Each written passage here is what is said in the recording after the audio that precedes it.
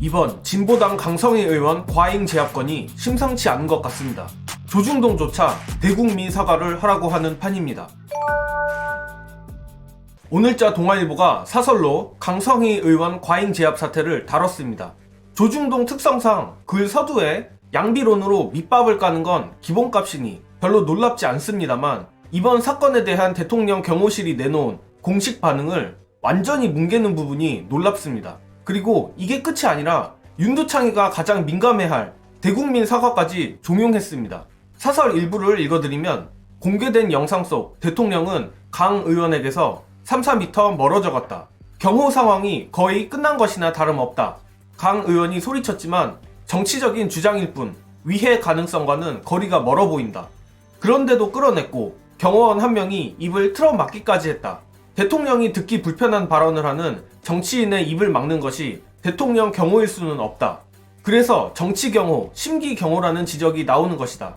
위해 가능성이 정말 있었다면 손을 잡았을 때이지 몇 걸음 지나갔을 때가 아니다. 타이밍 놓친 뒷북 경호라는 말이 된다. 대통령 경호실과 강 의원은 사과나 유감 표명 등 적절한 조치를 국민 앞에 내놓아야 한다. 이걸로 알 수 있는 건 조중동조차 이번 사태에 상당한 불안감을 느낀다는 것입니다. 이미 명백하게 영상까지 있는데도 대통령 경호실은 강성희 의원이 윤두창 손을 놓지 않았다는 주장을 내놓으며 거짓 해명이 아니냐는 의심이 점점 커져가고 있는데, 제2의 바이든 날리면 사태가 또 오는 게 아니냐는 거죠.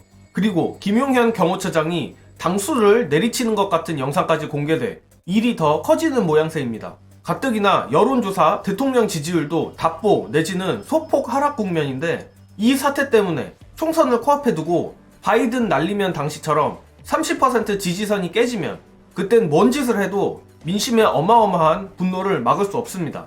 그렇기 때문에 동아일보가 대국민 사과까지 제안한 것 같은데, 저도 알고 여러분들도 아시겠지만 윤두창이는 그걸 받을 리가 없습니다. 여기에 이번 일과 비슷했던 과거 미담 사례까지 언급되며 비교가 되는 지경입니다. 관련한 영상 보시고 이어가겠습니다.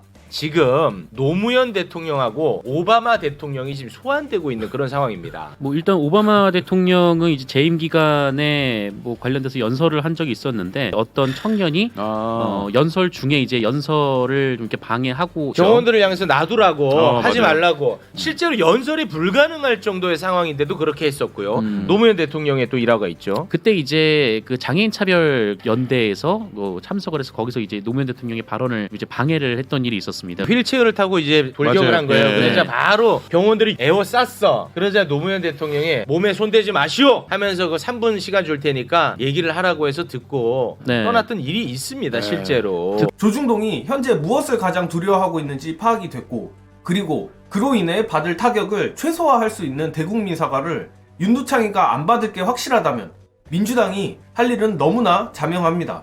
강성희 의원 과잉 제압 사태 판을 크게 벌리는 겁니다.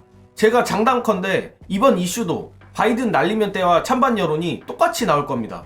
영상도 있고 위해 가능성이 없어 보인다는 것은 조중동조차 인정을 했습니다.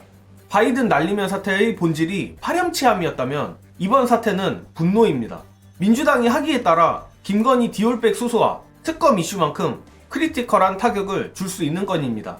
분명 국힘에서는 총선용 이슈화라고 폄하하며 역풍 불 거라 엄플하겠지만 그런 거 없습니다. 아마 다음 주부터 범야권 의원들이 본격적인 단체 행동에 나설 것 같은데, 정말 마음을 강하게 먹어야 할 겁니다. 민주당이 부디 이 사건을 계기로 제대로 강력한 투쟁을 하여 윤두창 지지율 30% 지지선까지 깨주길 바랍니다. 이번 영상은 여기까지 하겠습니다.